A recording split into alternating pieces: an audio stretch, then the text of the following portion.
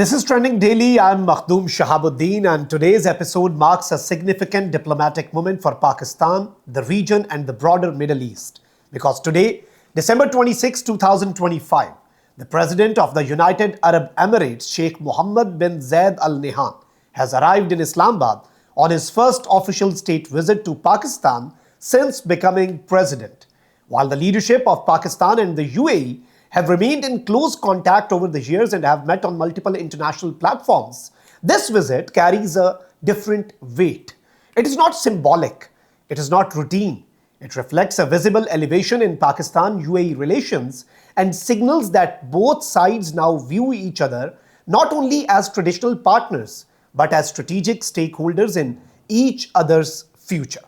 The UAE president's arrival in Islamabad is being treated as a major national event. Pakistan has declared a local holiday in the capital.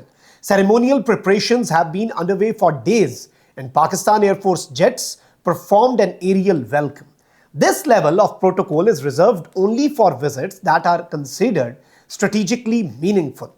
It reflects Pakistan's intent to demonstrate respect, seriousness, and readiness for long-term engagement. It also reflects the UAE's choice to invest time, political capital, and leadership focus in Pakistan at a moment when Pakistan is repositioning itself economically and geopolitically. During today's visit, Sheikh Mohammed bin Zayed held high-level meetings with Pakistan's civilian leadership, including the Prime Minister, and also with senior military leadership, including the Field Marshal Asim Munir. The agenda goes far beyond courtesy calls. Both sides are expected to review the full spectrum of bilateral relations, from political cooperation and economic ties to defense collaboration and regional stability. They are expected to exchange views on developments in South Asia, the Middle East, Afghanistan, and the wider Islamic world. They are also expected to translate political goodwill into concrete economic and strategic outcomes. One of the central themes of this visit is economic partnership. Pakistan is seeking long-term investment rather than short-term financial relief. The UAE, for its part, has already demonstrated interest in Pakistan as a growth destination rather than merely a recipient of aid. Under the Special Investment Facilitation Council, the UAE has pledged $10 billion for investment in Pakistan. This visit is expected to move that commitment from intention to implementation, with discussions around timelines, regulatory frameworks, and project prioritization. Key sectors under discussions include port operations, renewable energy, infrastructure development, mineral extraction, information technology, and industrial manufacturing. UAE-based entities such as AD Ports have already shown interest in Pakistan's ports and logistics sector, especially as Pakistan positions itself as a trade and transit hub between the Gulf, Central Asia, and South Asia. Renewable energy is another major area as Pakistan looks to reduce its dependence on imported fuel, while the UAE looks to invest in scalable clean energy projects abroad. Mineral extraction, particularly in regions like Balochistan, is also on the table, with Pakistan offering access to resources and the UAE offering capital, technology, and global market integration. Trade formalization is another key part of the agenda. Both countries are actively discussing a comprehensive economic partnership agreement, which, if finalized, could reduce tariffs on most goods and potentially double the bilateral trade volumes. Pakistan-UAE trade has already reached record levels, crossing $10 billion, and both sides see room for significant expansion, particularly in agriculture, textiles, pharmaceuticals, IT exports, and food exports. The UAE is not just a consumer market for Pakistan, but also a gateway to Africa, Europe, and the wider Middle East. Regional stability and security cooperation are also central in today's discussions. Pakistan and the UAE have a long history of defense cooperation, joint training, and intelligence sharing. In a region facing conflicts, maritime threats, and political uncertainty, both countries see value in alignment. Pakistan brings military capacity, experience, and geographic reach. The UAE brings diplomatic influence, economic weight, and mediation capability. Together, they form a partnership that balances hard security and soft power. Before moving forward, let's go out to the streets and see what the people of Pakistan have to say about this historic visit. जी बिल्कुल ऐसा ही है, दोनों मुल्क के हालात भी बेहतर होंगे इंशाल्लाह और इस पे वो बात करेंगे, और मुझे ये पूरा यकीन है कि दोनों मुल्क के आपस में ताल्लुकात बेहतर करेंगे और उस पर तबादला ख्याल करेंगे, और माशी और जो मुल्की एक दूसरे के जो इनके आपस में ताल्लुकात ज़्यादा बेहतर हो सकते हैं।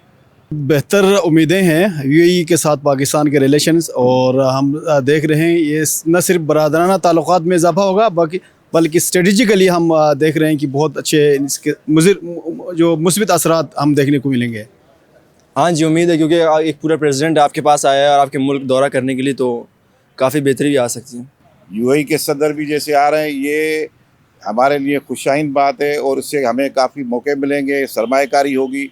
इस तरह जैसे जो है इससे पहले जो इंडोनेशिया के प्रेसिडेंट आए, इससे बाकी जो हमारे जो है chief of defence force Syed Asim Munir Shah साहब के जो दौरे हैं बाहर के, जैसे अभी आपने लिबिया में देखा कि लिबिया ने पूरी सिक्योरिटी पाकिस्तान को दे दी, और पता नहीं कितने अरबों रुपए खरबों रुपए का जो डॉलर की इन्वेस्टमेंट है, जिसमें असला खरीदेंगे हमारे से जो है ये जेफ थंडर खरीदेंगे। इस तरह साहब काफ़ी मुल्क, तो मैं आने वाले दिनों में सबको पाकिस्तानियों को मुबारक दूंगा कि कुछ चीज़ें एमओयू साइन होते हैं, उसका इम्पेक्ट बाद में आता है। Welcome back. Ladies and gentlemen, Pakistan's importance in this equation has grown over the past year. The country is actively repositioning itself from a crisis driven economy into a geopolitical hub. Through institutional reforms like the Special Investment Facilitation Council, Pakistan is trying to reduce bureaucratic friction, provide security to investors, and offer structured long term investment opportunities instead of fragmented deals. For Gulf countries pursuing economic diversification under programs like Vision 2030, Pakistan offers agriculture, mining, digital services, manpower, and geographic connectivity. This visit also comes against the backdrop of Pakistan's expanding engagement with the Gulf Cooperation Council. In September 2025, Pakistan and Saudi Arabia signed the Strategic Mutual Defense Agreement, often referred to as the Riyadh Pact, which includes a clause stating that aggression against one is aggression against both. This was a historic shift that effectively positioned Pakistan as a core security partner for the kingdom. That agreement was accompanied by intensified defense dialogue, high-level visits, and growing military cooperation. Similarly, Pakistan has expanded naval diplomacy across the region. Just before the UAE president's visit, Pakistan hosted the commander of the Royal Navy of Oman, and both sides signed agreements on maritime security cooperation and information sharing. The presence of Omani fleet in Karachi for joint exercises further underscored Pakistan's emerging role as a maritime security anchor in the North Arabian Sea. This matters because energy routes, trade corridors, and geopolitical stability in this region depends heavily on secure sea lanes. All of this reflects a broader shift. Pakistan is no longer presenting itself as a country in need alone. It is presenting itself as a partner with assets to offer. It is offering the Gulf a food basket through its agriculture sector, a mining hub through its mineral resources, and a digital corridor through its growing IT and services industry. It is offering connectivity between Central Asia and warm waters. It is offering military cooperation, training, and defense technology collaboration. In return, it is seeking capital, market, and political alignment. The historic foundation of Pakistan UAE relations makes this evolution easier. Pakistan was among the first countries to recognize the UAE. The UAE's founding father, Sheikh Zayed, famously referred to Pakistan as his second home. Pakistan played a role in establishing the UAE's Air Force and in early developments of its aviation sector. Over 1 million Pakistanis live and work in the UAE, contributing billions of dollars in remittances annually and forming a living bridge between the two societies. Those people-to-people ties matter because they create trust that goes beyond formal agreements. When leaders meet, they are not starting from zero. They are building on decades of cooperation, cultural familiarity, and mutual reliance.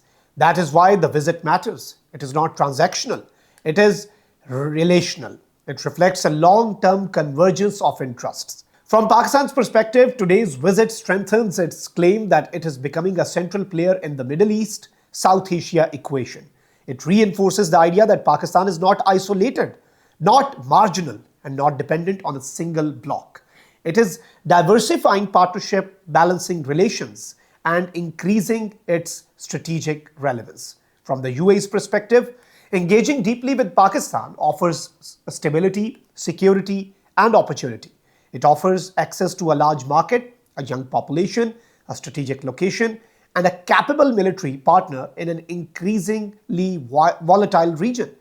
In that sense, today's visit is not about one agreement or one announcement. It is about direction. It signals that Pakistan and the UAE are choosing to walk into the future together, aligning their economic ambitions, their security concerns, and their regional outlook. So when Sheikh Mohammed bin Zayed steps into Islamabad, he's not just visiting a country, he's reaffirming a partnership that is evolving from friendship into strategic independence. This is Trending Daily. I'm Makhdoom Shahabuddin. See you in the next episode.